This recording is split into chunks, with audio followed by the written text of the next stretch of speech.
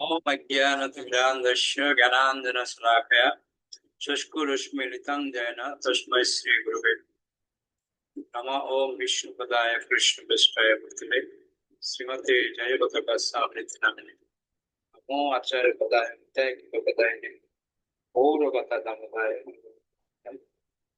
नमः। ओम विष्णुपदाय कृष्णपृष्ठाय भूतले श्रीमते भक्तिवेदांत स्वामिनिति नामिने नमस्ते सरस्वती देवी गौरवाणी प्रचारिणे निर्विशेष शून्यवादी पाश्चात्य पूर्वे गौरचंद्राय राधिकाय तदालय कृष्णाय कृष्ण भक्ताय तद्भक्ताय।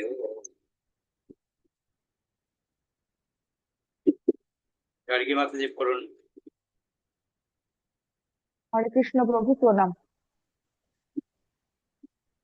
জয় শিল প্রভুপাদ। স্বামীজি যে শীঘ্রই ফিরে আসবেন তা জানতে পেরে আমেরিকার ভক্তরা তার কাছে তাদের স্বনির্বন্ধ অনুরোধ জানাতে শুরু করেছিল। প্রতিটি গোষ্ঠী চাইছিল তিনি যেন তাদের মন্দিরে আসেন।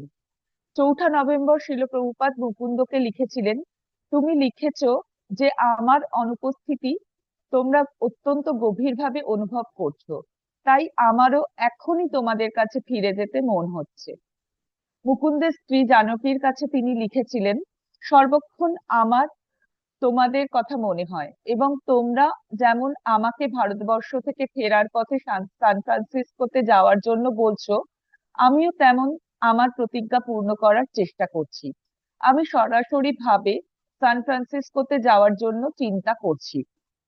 মুকুন্দ এবং জানকীর প্রতি সেই চিঠিটির নিচে অচ্যুতানন্দ শ্রীল প্রভুপাদের স্বাস্থ্য সম্বন্ধে লিখেছিলেন, স্বামীজিকে দেখে এখন বেশ সুস্থ মনে হচ্ছে এবং তিনি নিয়মিতভাবে তার কাজ করে যাচ্ছেন। তবে তার নাড়ি বেশ দ্রুত। গত রাত্রে নাড়ির স্পন্দন ছিল 95। সাধারণত তার নাড়ির স্পন্দন 83 থেকে 86-র মধ্যে থাকে। 95 হচ্ছে অস্বাভাবিক রকমের দ্রুত। মুকুন্দ যে তার জন্য স্থায়ীভাবে আমেরিকায় বসবাসের প্রতিশ্রুতি জোগাড় করতে পারে তা জেনে প্রভুপাদ ঠিক করেছিলেন যে আর তিনি সময় নষ্ট করবেন না। একদিন তিনি অচ্যুতানন্দকে বলেছিলেন, আমি তোমাদের দেশে ফিরে যেতে চাই। সেখানকার জলবায়ু খুব ভালো। প্রতিদিন আমি ভক্তদের কাছ থেকে চিঠি পাচ্ছি, তারা চায় আমি যেন সেখানে ফিরে যাই। আমি মনে করেছিলাম যে আমার অনুপস্থিতিতে তাদের ভক্তি হয়তো শিথিল হয়ে যাবে, তাই আমি ভারতে ফিরে আসতে ইতস্তত করছিলাম। কিন্তু এখন আমি দেখছি যে কি সুন্দরভাবে তাদের ভক্তি বর্ধিত হচ্ছে। আমার সেখানে যাওয়া দরকার এবং হরে কৃষ্ণ আন্দোলন যে প্রসার হচ্ছে তা তত্ত্বাবধান করা দরকার, তাই আমি ফিরে যেতে চাই। স্বামীজি যে প্রথমে সান ফ্রান্সিসকোতে আসবেন সেই বন্দোবস্ত পাকাপাকি করার জন্য মুকুন্দ কলকাতায় একটি তারবার্তা পাঠিয়েছিল। স্বামীজি, ব্রহ্মানন্দ এবং আমি চাই আপনি যেন এক্ষুনি এখানে আসেন। আসার দিনটি জানাবেন। মুকুন্দ। প্রভুপাদ ঠিক করেছিলেন টোকিওতে একদিনের জন্য থেমে ইসকনের একটি কেন্দ্র প্রতিষ্ঠা করার সম্ভাবনা যাচাই করে তারপর আমেরিকায় আসবেন। টোকিও থেকে মুকুন্দকে টেলিফোন করে তিনি সান ফ্রান্সিসকোতে তার আগমনের সময় জানাবেন বলে ঠিক করেছিলেন। কিন্তু 3 সপ্তাহ তবুও তবুও শিল প্রভুপাদ তার ফি ফর্ম পেলেন না। ইতিমধ্যে তিনি নিউ ইয়র্ক থেকে সুখ সংবাদ পেলেন। ভগবদ্গীতা ছাপাতে ম্যাকমিলান কোম্পানির উৎসাহ ঐকান্তিক ছিল। চুক্তিপত্র তৈরি করা হয়েছে। ব্রহ্মানন্দের প্রতি সন্তুষ্ট হয়ে তিনি 11ই নভেম্বর তাকে একটি চিঠি লিখে জানিয়েছিলেন কৃষ্ণ ভক্তি সমন্বিত গ্রন্থাবলী বিতরণ সম্বন্ধে তার পরিকল্পনার কথা। আমাদের গ্রন্থাবলী থাকলে আমরা নিউ ইয়র্ক অথবা সান ফ্রান্সিসকোর মতো একটি কেন্দ্র থেকে সারা পৃথিবী জুড়ে আমাদের বাণী প্রচার করতে পারি।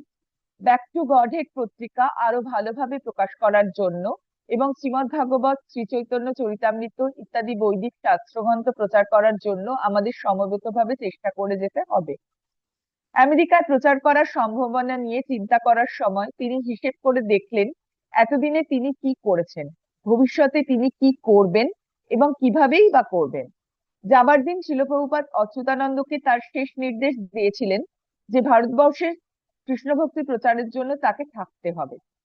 তিনি অচ্যুতানন্দকে অনুরোধ করেছিলেন, শ্রীকৃষ্ণের কাছে প্রার্থনা করো যেন আমি আমেরিকায় যেতে পারি। অচ্যুতানন্দ উত্তর দিয়েছিল, সেটা আমি করব কি করে, আপনি আমাদের ছেড়ে চলে যাবেন সেই প্রার্থনা করব কি করে? না, শিল প্রভুপাদ উত্তর দিয়েছিলেন, তুমি যদি আমার নির্দেশগুলি মনে রাখো তাহলে আমরা সবসময় একসঙ্গেই থাকবো। তুমি যদি প্রচার করো তাহলে তুমি সেই পথে সুদৃঢ়ভাবে অধিষ্ঠিত থাকবে এবং আমার নির্দেশগুলি যথাযথভাবে হৃদয়ঙ্গম করতে পারবে। আমরা যখন প্রচার করা বন্ধ করে দিই তখন সবকিছু বন্ধ হয়ে যায় এবং আমরা মৃতবৎ হয়ে পড়ি।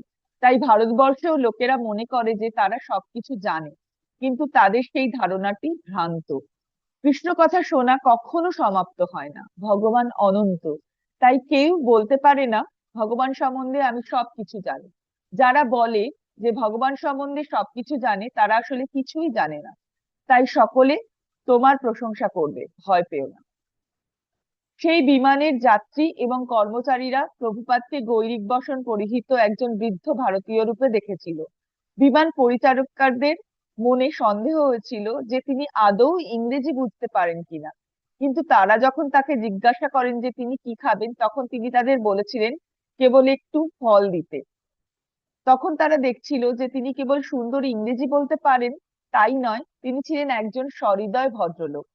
চোখে চশমা পরে নিঃশব্দে তিনি একটি ভারতীয় শাস্ত্রগ্রন্থ ঘন্টার পর ঘন্টা পাঠ করে যাচ্ছিলেন, অথবা একটি কাপড়ের থলিতে রাখা জপমালায় জপ করছিলেন, এবং তখন তার ওষ্ঠাধর ঈষৎ কম্পিত হচ্ছিল, অথবা চোখ বন্ধ করে কম্বল গায়ে দিয়ে তিনি বিশ্রাম করছিলেন। তিনি যে কি করছিলেন তা কেউ বুঝতে পারেনি, এবং সেই সম্বন্ধে প্রশ্ন করে কেউ তাকে উত্ত্যক্ত করতে চায়নি। তারা জানতো না যে সান ফ্রান্সিসকোর যুবকেরা উৎকণ্ঠিত ভাবে তার জন্য প্রতীক্ষা করছে, অথবা কেউ নিউ ইয়র্কের ম্যাকমিলান কোম্পানি তার অনুদিত ভগবদ গীতা ছাপাতে চাইছে, অথবা দুটি দেশে তার মন্দির রয়েছে, আর রয়েছে সারা পৃথিবী জুড়ে এক পারমার্থিক আন্দোলন প্রচার করার পরিকল্পনা। প্রভুপাদ বসে বসে শ্রীকৃষ্ণের ওপর নির্ভর করে জপমালায় জপ করে যেতে লাগলেন এবং সময় অতিবাহিত হতে লাগলো। 10 ঘন্টা ওড়ার পর বিমানটি সান ফ্রান্সিসকোতে অবতরণ করলো। শত শত যাত্রীদের সঙ্গে লাইনে দাঁড়িয়ে প্রভুপাদ ধীরে ধীরে নির্গমন পথের দিকে এগিয়ে যেতে লাগলেন। লম্বা সুড়ঙ্গটির মধ্য দিয়ে যাওয়ার সময় বিমানবন্দরের শেষ ভবনটিতে পৌঁছবার অনেক আগে তিনি কাঁচের বিভাজনের ওপর দেখতে পেলেন গোবিন্দ দাসী এবং আরো কয়েকজন শিষ্য হাসতে হাসতে তার দিকে তাকিয়ে হাত নাড়ছে। শেষ ভবনটিতে এসে তিনি কাঁচের দেওয়ালের দিকে এগিয়ে গেলেন এবং তার শিষ্যরা ভূমিষ্ঠ হয়ে তাকে প্রণতি নিবেদন করলো। তারা যখন মাথা তুলে তার দিকে তাকিয়েছিল তখন তিনি হেসেছিলেন এবং দরদালান ধরে হাঁটতে শুরু করেছিলেন, আর তারাও কাঁচের দেওয়ালের ওপারে তার সঙ্গে সঙ্গে হাঁটছিল। কেবল সেই কাঁচের দেওয়ালটি তাদের আলাদা করে রেখেছিল। তারপর তিনি যখন অভিবাসন আর শুল্ক বিভাগের দরজায় যাওয়ার সিঁড়ি বেয়ে নিচে নামতে লাগলেন তখন তারা তার দৃষ্টির অন্তরালে চলে গিয়েছিল। নিচের অংশটিও ছিল কাঁচে ঘেরা এবং প্রভুপাদ দেখেছিলেন যে প্রায় 50 জন ভক্ত এবং বন্ধু তার জন্য উৎকণ্ঠিত ভাবে অপেক্ষা করছে। তারা যখন আবার তাকে দেখতে পেল তখন তারা সমবেত ভাবে চিৎকার করে উঠেছিল, হরে কৃষ্ণ। তারা দু চোখ ভরে স্বামীজির সৌন্দর্য দর্শন করছিল। 5 মাস ভারতে থাকার ফলে তার গায়ের রং আরো স্বর্ণাভ হয়ে উঠেছে এবং মনে হচ্ছে তার বয়স যেন কমে গেছে এবং তিনি যেন আরো প্রাণবন্ত হয়ে উঠেছেন। তিনি হাসলেন এবং উল্লাস ভরে তাদের অভিবাদন জানিয়ে হাত দুটি তুললেন। ভক্তদের চোখ দিয়ে তখন আনন্দাশ্রু ঝরে পড়ছিল। ওকে ওকে ওকে, আনন্দের সীমা নাই। প্রভুপাদ এখন পুনরায় আবার আমেরিকায় যাচ্ছেন। ওকে, মালিনী মাতাজি পড়ুন। হরে কৃষ্ণ প্রভু প্রণাম। শ্রীল প্রভুপাদ যখন শুল্ক বিভাগের অফিসের কাছে দাঁড়িয়েছিলেন তখন তিনি ভক্তদের কীর্তন শুনতে পাচ্ছিলেন। কাচের দেওয়ালের মধ্য দিয়ে সেই কীর্তনের শব্দ স্পন্দিত হচ্ছিল। সেই কীর্তনে কর্ণপাত না করে শুল্ক বিভাগের কর্মচারীরা তাদের কাজ করে যাচ্ছিল, কিন্তু তারা এই গৈরিক বসন পরিহিত যাত্রীটির সঙ্গে আনন্দমগ্ন হয়ে কীর্তনরত সেই আমেরিকান যুবক যুবতীদের সম্পর্কে অনুমান করতে পেরেছিল। শ্রীল প্রভুপাদ লাইনে দাঁড়িয়েছিলেন এবং মাঝে মাঝে তার কীর্তনরত শিষ্যদের দিকে তাকিয়ে দেখছিলেন। তিনি 800 বই এবং কিছু বাদ্যযন্ত্র আগেই পাঠিয়ে দিয়েছিলেন। তাই শুল্ক পরিদর্শকের টেবিলে কেবল তার একটি সুটকেসই রাখা ছিল। নিয়ম মাফিক শুল্ক পরিদর্শকটি তার সুটকেসের জিনিসপত্র দেখলেন। জগন্নাথ বিগ্রহের জন্য সিল্কের মালা, করতাল, গেরুয়া ধুতি আর পাঞ্জাবি, একটি নারকেল কুড়ানি, মেয়েদের জন্য সুতির শাড়ি আর কয়েকটি ছোট বোতলে আয়ুর্বেদিক ঔষধ। এগুলি কি? ইন্সপেক্টরটি জিজ্ঞেস করেছিলেন। সেই ছোট ছোট শিশুগুলি তার চোখে অদ্ভুত লেগেছিল এবং তিনি আর একজন পরিদর্শককে ডেকেছিলেন। আবার দেরি হলো। সংকীর্ণ মনা শুল্ক পরিদর্শকেরা যে স্বামীজির জিনিসপত্র এভাবে কাটাকাটি করছে তা দেখে স্বামীজির শিষ্যরা উত্ত্যক্ত বোধ করছিল। আর এখন তারা শক্ত করে ছিপি বন্ধ করা তার ওষুধের বোতলগুলি খুলে গন্ধ শুকছে এবং সেগুলি পরীক্ষা করছে। পরিদর্শকরা সন্তুষ্ট হয়েছে বলে মনে হলো। শ্রীল প্রভুপাদ তার সুটকেসটি বন্ধ করার চেষ্টা করলেন, কিন্তু তিনি জিপটি লাগাতে পারলেন না। আবার দেরি হলো। উৎকণ্ঠিত ভাবে অপেক্ষামান কীর্তনরত ভক্তরা দেখলো যে তার পেছনে দণ্ডায়মান এক ভদ্রলোকের সহায়তায় স্বামীজি তার সুটকেসের জিপটি বন্ধ করলেন। স্বামীজি কাছের দরজার দিকে এগিয়ে গেলেন। ভক্তরা উন্মত্তের মতো কীর্তন করতে লাগলো। তিনি যখন দরজা দিয়ে বেরিয়ে এলেন, তখন একটি ভক্ত শাঁখ বাজিয়েছিল এবং তার শব্দ সমস্ত হলঘরটি জুড়ে প্রবলভাবে প্রতিধ্বনিত হচ্ছিল। ভক্তরা তার গলায় ফুলের মালা পরিয়ে দিয়েছিল এবং সকলে ঠেসাঠেসি করে এগিয়ে এসেছিল তাকে ফুল দেওয়ার জন্য। তিনি প্রিয় পিতার মতো তার প্রিয় সন্তানদের উষ্ণ আলিঙ্গনের মধ্যে প্রবেশ করলেন। চতুর্থ অধ্যায়, প্রতি নগরে ও গ্রামে। ফ্রান্সিসকোতে কয়েক সপ্তাহ থাকার পর স্বামীজি লস অ্যাঞ্জেলেসে গিয়েছিলেন।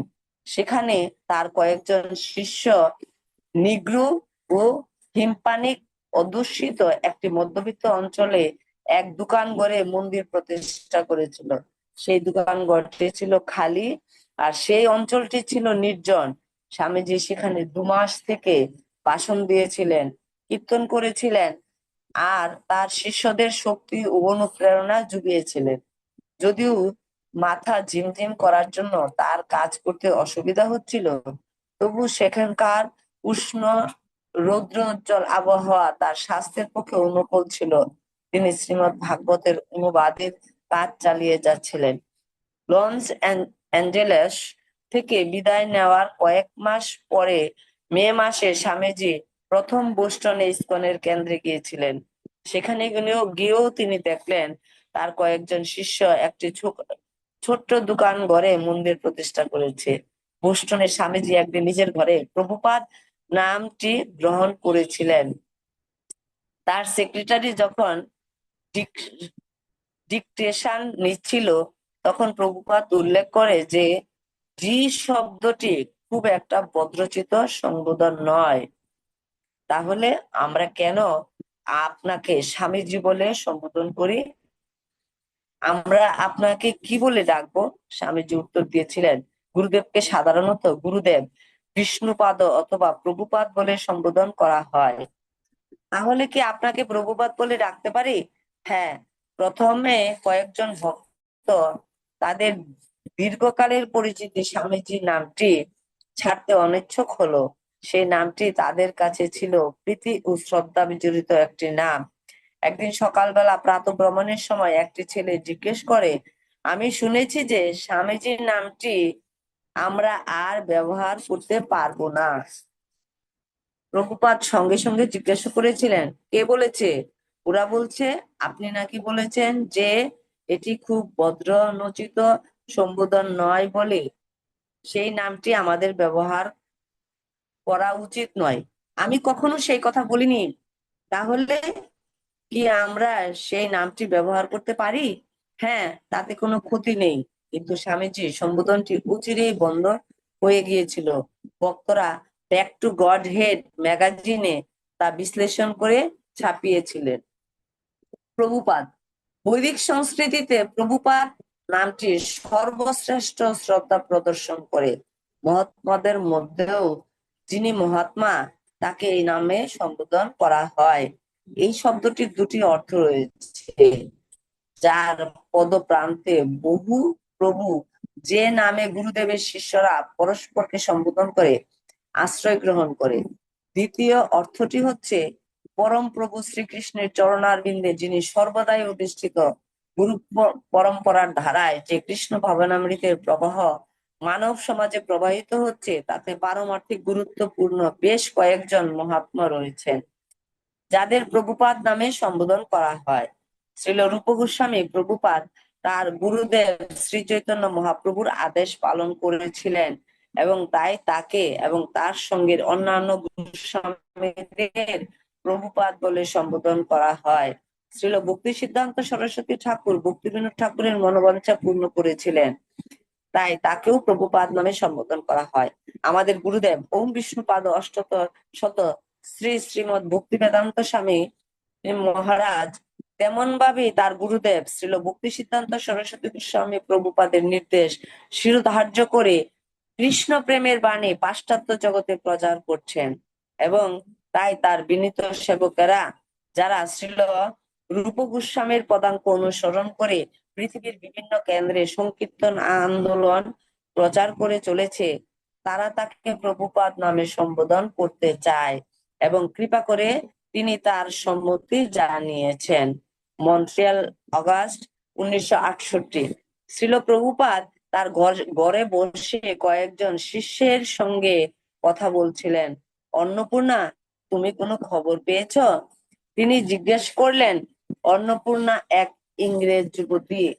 কয়েক মাস আগে তার বাবা ইংল্যান্ড থেকে লিখেছিলেন যে ভক্তরা সেখানে গেলে তিনি তাদের জন্য একটি বাড়ির বন্দোবস্ত করবেন। সে উত্তর দেয়, হ্যাঁ। তাহলে আমাদের এখন কি করণীয়? সে নীরব থাকে। তোমার বাবার কাছ থেকে যে চিঠিটা তুমি পেয়েছো সেটি কি আশাপ্রদ? হ্যাঁ, তিনি আমাকে অনুপ্রেরণা দিচ্ছেন। তবে তিনি লিখেছেন যে আমরা সেখানে গেলে আমাদের থাকবার জায়গার ব্যবস্থা তিনি করতে পারবেন না। প্রভুপাদ একটু নিরাশ হয়েছিলেন। ঠিক আছে, সবই নির্ভর করছে শ্রীকৃষ্ণের ইচ্ছার উপর। আমরা যখন কারো কাছে প্রচার করতে চাই তখন বিনীতভাবে হাত জোড় করে আমাদের বলতে হয়, দয়া করে কৃষ্ণ ভাবনামৃত গ্রহণ করুন। প্রভুপাদ প্রদ্যুম্ন বলে উঠেছিল, আমি সেই বিখ্যাত নাস্তিক স্বামীর একটি বই পড়ছিলাম। কি? বইয়ের পেছনে কয়েকটি চিঠি ছিল, আমি সেগুলি পড়ছিলাম। নাস্তিক স্বামীজি বই। প্রভুপাদ জিজ্ঞেস করেছিলেন, তার সঙ্গে আমাদের কোনো সম্পর্ক নেই। আমি তার দর্শনটি দেখছিলাম না। প্রদ্যুম্ন বুঝবার চেষ্টা করে, আমি কেবল দেখছিলাম আমেরিকায় সে কি টেকনিক ব্যবহার করছিল। সে ইউরোপে যেতে চেয়েছিল, তাই সে তার এক ধনী অনুগামীকে 6 সপ্তাহের জন্য ফ্রান্স, ইংল্যান্ড, জার্মানি, সুইজারল্যান্ড এবং হল্যান্ড পাঠায় তার জন্য বক্তৃতার আয়োজন করতে। এভাবে সে প্রচার করছিল। তার দু একজন প্রতিপত্তিশালী অনুগামীদের দিয়ে সে সমস্ত আয়োজন করত। বক্তৃতার বন্দোবস্ত হতো এবং সমাজ। তুমি সেই রকম বন্দোবস্ত করতে পারো? প্রভুপাদ জিজ্ঞেস করছিলেন। ওকে আমি ওকে ওকে ভাবছিলাম। হরে কৃষ্ণ প্রভু, প্রণাম। ওকে মুসলমান উপকরণ।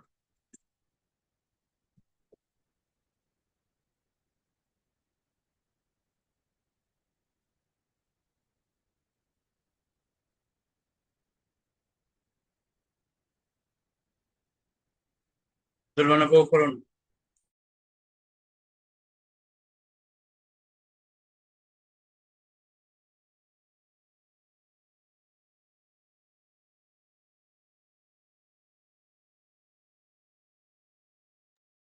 শোনা যাচ্ছে না কিছু।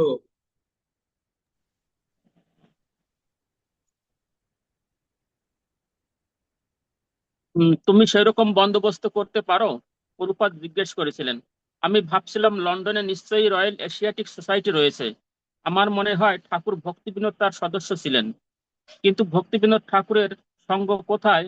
প্রভুপাদ জিজ্ঞেস করেছিলেন। প্রজন্ম বলে যেতে থাকে, তবু কয়েকজন মানুষ নিশ্চয়ই রয়েছে যাদের সঙ্গে আপনি চিঠিপত্রে যোগাযোগ করতে পারেন। তারা হয়তো আপনাকে পৃষ্ঠপোষকতা করতে উৎসুক হবে। স্বামীর ভাষণে শ্রীকৃষ্ণের কোনো উল্লেখ ছিল? প্রভুপাদ জিজ্ঞেস করেছিলেন। না। প্রভুপাদ চিন্তিত ভাবে বসে থাকেন। ইংল্যান্ডে তার থাকার মতো কোনো জায়গা থাকবে না। প্রজন্ম প্রতিপত্তিশালী লোকদের আগে দিয়ে আগে গিয়ে বক্তৃতার আয়োজন করার কথা বলতে পারে, কিন্তু সেই ধরনের মানুষেরা কোথায়? অন্নপূর্ণা একটু লাজুক মেয়ে, সে মুখ ফুটে কথা পর্যন্ত বলতে পারে না।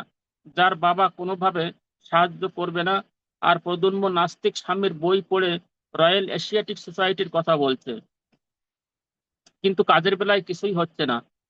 প্রভুপাদের অবশ্য পরিকল্পনা ছিল। তিনি মুকুন্দ এবং শ্যামসুন্দরকে বলেছিলেন লন্ডনে গিয়ে ইসকনের একটি কেন্দ্র প্রতিষ্ঠা করার চেষ্টা করতে।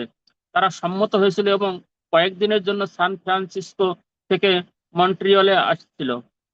শ্রীল প্রভুপাদের গুরুদেব ছিল ভক্তি সিদ্ধান্ত ঠাকুর চেয়েছিলেন যে ইউরোপে যেন কৃষ্ণ ভবনামৃতের প্রচার হয়। 1930 সালে তিনি তার সব চাইতে অভিজ্ঞ সন্ন্যাসীদের লন্ডনে পাঠিয়েছিলেন, কিন্তু তারা বিশেষ কিছু করতে না পেরে ফিরে এসেছিলেন। তারা অভিযোগ করেছিলেন ব্লেসদের কাছে কৃষ্ণ ভবনামৃত প্রচার করা সম্ভব নয়। ইউরোপিয়ানরা ধৈর্য ধরে বসে বৈষ্ণব দর্শন শুনতে পারে না। কিন্তু শ্রীল প্রভুপাদের বিশ্বাস ছিল তার শিষ্যরা সফল হবে। তারা ইউরোপে ইসকনের কেন্দ্র প্রতিষ্ঠা করতে তাকে সাহায্য করবে, যেভাবে তারা উত্তর আমেরিকায় তাকে সাহায্য করেছিল। এই সাফল্য অবশ্যই ছিল ভক্তি সিদ্ধান্ত সরস্বতী ঠাকুরকে আনন্দ দান করবে। ছিল প্রভুপাদ তাদের একটি লোকের গল্প বলেছিলেন। সে রাস্তায় একটি কুমড়োর খোল কুড়িয়ে পায় এবং তারপর একটি লাঠি ও একটি তার কুড়িয়ে পায়। সেই জিনিসগুলি দিয়ে একটি বীণা বানিয়ে সে সুন্দরভাবে গান করতে শুরু করে। তেমনি প্রভুপাদ পাশ্চাত্য জগতে এসেছিলেন এবং এখান থেকে কয়েকটি পরিত্যক্ত যুবককে তুলে নিয়েছিলেন। তিনি নিজেও নিউ ইয়র্ক শহরে জনসাধারণের কাছ থেকে কোনো স্বীকৃতি পাননি, কিন্তু শ্রীকৃষ্ণের কৃপায় তার সেই সমন্বয় সার্থক হয়েছিল। তার শিষ্যরা যদি নিষ্ঠা সহকারে তার নির্দেশ পালন করে, তাহলে ইউরোপে তারা সফল হবে। 3 দম্পতি, মুকুন্দ ও জানকী, শ্যামসুন্দর ও মালতী, সঙ্গে তাদের ছোট্ট মেয়ে সরস্বতী, আর গুরুদাস ও যমুনা লন্ডনে যাওয়ার জন্য প্রস্তুত হয়ে মন্ট্রিয়লে এসেছিল। এই 3 দম্পতি সান ফ্রান্সিসকোতে মন্দির প্রতিষ্ঠা করেছিল এবং সেখানে ছিল প্রভুপাদের ঘনিষ্ঠ সান্নিধ্য লাভ করে ধন্য হয়েছিল। সান ফ্রান্সিসকোর হেইট অ্যাশবেরির অঞ্চলের হিপিদের মধ্যে কীর্তনের প্রচলন করতে, প্রসাদ বিতরণ করতে এবং রথযাত্রার প্রচলন করতে তারা ছিল প্রভুপাদকে সাহায্য করেছিল। এখন তারা লন্ডনে কৃষ্ণ ভবনামৃতের প্রতিষ্ঠা করতে তাকে সাহায্য করার জন্য ঐকান্তিক ভাবে এগিয়ে এসছে। প্রভুপাদ এই 3টি দম্পতিকে মন্ট্রিয়লে 2-3 সপ্তাহ তার সঙ্গে থাকতে বলেছিলেন, যাতে তিনি তাদের সুদক্ষভাবে কীর্তন পরিচালনার শিক্ষা দিতে পারেন। হরে কৃষ্ণ মহামন্ত্র কীর্তন করাটা থিয়েটারের অভিনয় নয়, তা হচ্ছে ভগবত ভক্তির অভিব্যক্তি। ভগবানের শুদ্ধ ভক্তরাই কেবল তা যথাযথভাবে করতে পারে, পেশাদারী সঙ্গীতজ্ঞরা নয়। কিন্তু তবুও প্রভুপাদের শিষ্যরা যদি সুন্দরভাবে এবং সুদক্ষভাবে কীর্তন করতে পারে, তাহলে লন্ডনের অধিবাসীরা আরো বেশি করে কৃষ্ণ ভবনামৃতকে গ্রহণ করবে। প্রভুপাদ যখন ভারতে তার স্বাস্থ্য উদ্ধার করেছিলেন, তখন তিনি সর্বদাই কৃষ্ণ ভবনামৃত আন্দোলনের প্রচারের জন্য আমেরিকায় ফিরে যাওয়ার কথা ভাবতেন। ভারতবাসীদের দেখে মনে হয়েছিল তারাও যেন আমেরিকানদের মতোই ইন্দ্র তৃপ্তি সাধনের চেষ্টায় ব্যস্ত। কিন্তু বহু আমেরিকান যুবক যুবতী তাদের পিতার ঐশ্বর্য ত্যাগ করে, বড় বড় গাড়ি বাড়ির মোহ ত্যাগ করে পারমার্থিক জীবন গ্রহণ করার জন্য এগিয়ে এসেছিল। ভক্তরা সকলেই ছিল নবীন। পারমার্থিক জীবন সম্বন্ধে তাদের কোনো ধারণাই ছিল না। তাদের মধ্যে অনেক জাগতিক বিষয় সম্বন্ধে খুব অনভিজ্ঞ ছিল, কিন্তু যেহেতু তারা ঐকান্তিকভাবে কৃষ্ণ ভবনামৃত গ্রহণ করেছিল, তাই প্রভুপাদ নিশ্চিতভাবে জানতেন যে তাদের এই সমস্ত অক্ষমতাগুলি তাদের পারমার্থিক প্রগতির পথে প্রতিবন্ধক হবে না। যদিও স্বাভাবিকভাবেই তারা সুন্দর, কিন্তু তবুও পাশ্চাত্যের এই সমস্ত ছেলেমেয়েরা নোংরা এবং বিষণ্ণ ছিল। তাদের সৌন্দর্য আচ্ছাদিত ছিল, কিন্তু হরে কৃষ্ণ কীর্তন তাদের পুনরুজ্জীবিত করছিল। প্রভুপাদ বলেছিলেন, ঠিক যেভাবে বর্ষণ বৃন্দাবনের ভূমিকে পুনরুজ্জীবিত করে, ঠিক সেইভাবে হরে কৃষ্ণ মহামন্ত্র এই সমস্ত ছেলে মেয়েদের পুনরুজ্জীবিত করছে। বৃন্দাবনের ময়ূরেরা যেভাবে আনন্দমগ্ন হয়ে নাচে, এই সমস্ত ভগবত ভক্তরা তেমনি জড় জগতের বন্ধন পরিত্যাগ করে আনন্দে অধীর হয়ে হরে কৃষ্ণ মহামন্ত্র কীর্তন করে নাচছে। একজন সাংবাদিক যখন প্রভুপাদকে জিজ্ঞাসা করেন তার শিষ্যরা হিপি কিনা, প্রভুপাদ তখন উত্তর দিয়েছিলেন, না, আমরা হিপি নই, আমরা হ্যাপি, সুখী। শ্রীল প্রভুপাদ একজন ভ্রাম্যমাণ ভাষণদাতা বা আনুষ্ঠানিক পথপ্রদর্শক ছিলেন না, তিনি ছিলেন তার শিষ্যদের পিতা। তারা তাকে তাদের প্রকৃত পিতা রূপে গ্রহণ করেছিল এবং তিনি দেখেছিলেন তারা কত শ্রদ্ধাবান এবং তার প্রতি কত অনুরক্ত। তার নিজের পরিবার ও তার প্রতি এত শ্রদ্ধা এবং অনুরাগ পোষণ করেনি। এই সমস্ত অল্প বয়সে আফগান তোমাদের দেশে ফুল বলে তাদের সম্বোধন করে বলতেন। এখন তারা শ্রী চৈতন্য মহাপ্রভুর আশীর্বাদ প্রাপ্ত হয়েছে এবং শ্রী চৈতন্য মহাপ্রভুর করুণা তাদের দেশবাসীর কাছে বিতরণ করছে। প্রভুপাদ বলেছিলেন যে তার আমেরিকান শিষ্যদের কর্তব্য হচ্ছে তাদের দেশকে রক্ষা করা। সেই পন্থা তিনি তার দান করেছিলেন, কিন্তু তা তাদের ব্যবহারিকভাবে কার্যকারী করতে হবে। শ্রীল প্রভুপাদ তার শিষ্যদের ভালোবাসতেন এবং তারাও তাকে ভালোবাসতো। এই ভালোবাসার ফলে তিনি তাদের সর্বশ্রেষ্ঠ সম্পদ দান করেছিলেন এবং তার প্রতি তাদের ভালোবাসার ফলে তারা তার নির্দেশ পালন করেছিল। এটি হচ্ছে পারমার্থিক জীবনের মাধুর্য। এই ভালোবাসার ভিত্তিতে কৃষ্ণ ভবনামৃত আন্দোলন প্রসারিত হবে। তার কয়েকজন শিষ্য তাদের পুনর্জীবনে ফিরে গিয়েছিল, তাতে অবশ্য আশ্চর্য হওয়ার কিছুই নেই। কিন্তু যে সমস্ত নিষ্ঠাবান ভক্ত থেকে গিয়েছিল, প্রভুপাদ তাদেরকে আগলে রেখেছিলেন। তিনি বলেছিলেন যে সেটি হচ্ছে সব চাইতে গুরুত্বপূর্ণ কাজ। আকাশে একটি চাঁদ থাকলে যেমন অসংখ্য তারকার আর প্রয়োজন হয় না, তেমনি মুষ্টিমেয় কয়জন ঐকান্তিক ভক্তকে দিয়েই অসম্ভব সম্ভব হবে। যারা নিষ্ঠাবান ও বুদ্ধিমান তারা থাকবে এবং শ্রী চৈতন্য মহাপ্রভু তার ইচ্ছা অনুসারে কৃষ্ণ প্রেম বিতরণ করার শক্তি যোগাবেন। এইভাবে ভক্তদের জীবন পূর্ণ হয়ে উঠবে। ইতিমধ্যেই বহু শিষ্য অনুভব করেছিল যে তা হচ্ছে কৃষ্ণ প্রেমামৃত, কৃষ্ণ ভবনামৃত আন্দোলন কার্যকারী হচ্ছে, কারণ তারা নিষ্ঠা ভরে অনুশীলন করছিল এবং যে ভক্তিলতা বীজ ছিল প্রভুপাদ তাদের হৃদয়ে বপন করেছিলেন, অত্যন্ত যত্ন সহকারে ধৈর্য সহকারে তিনি তা রক্ষণাবেক্ষণ করেছিলেন। ওকে ওকে, অনেক হরে ধন্যবাদ। কৃষ্ণ। তো আমরা প্রভুপাদের একটা পয়েন্ট, গুরুত্বপূর্ণ পয়েন্ট, প্রভুপাদের অনেক শিষ্য প্রভুপাদকে ছেড়ে চলে গিয়েছিল, যে প্রভুপাদ একটু দুঃখ পায়নি। কেন না, প্রভুপাদ বলছিল লক্ষ তারার মধ্যে যদি একটা চাঁদ যদি থাকে অনেক আলো দিতে পারে। তো ঠিক সেরকম ভক্তি সিদ্ধান্ত ঠাকুরের অনেক শিষ্য ছিল, একটা মাত্র চাঁদ বানিয়েছিল প্রভুপাদকে, আর একটা চাঁদেই পুরো বিশ্বকে আলোকিত করে দিয়েছে। এটা আমাদের জন্য অনেক বড় একটা শিক্ষণীয় বিষয়। তো জীবনে অনেক উত্থান পাতাল হবে, সেটা গুরুত্ব না দিয়ে আমাদের বর্তমান এবং ভবিষ্যৎকে নিয়ে চিন্তা করতে হবে। প্রভুপাদ সেটাই আমাদেরকে শেখাবে। তিনি তার কার্যক্রম স্তব্ধ করেনি, বরং এগিয়ে নিয়ে গেছে। তবে সব থেকে একটা বিশেষ পয়েন্ট হচ্ছে প্রভুপাদের এই সোসাইটি থেকে এগিয়ে নিয়ে গেছে কারা, কি বলতে পারেন? ব্রহ্মচারী না গৃহস্থ? আমরা তো পড়লাম বিশেষ করে গৃহস্থরা। গৃহস্থরা। গুড। তো প্রভুপাদের এই যে মনোবিলাসগুলি সব গৃহস্থরা পূর্ণ করেছে। যে তিনজন গৃহস্থের যে নাম বলেছে, মুকুন্দ, জানকী, এরা তো প্রথম থেকেই প্রভুপাদকে সহায়তা করে আসছে।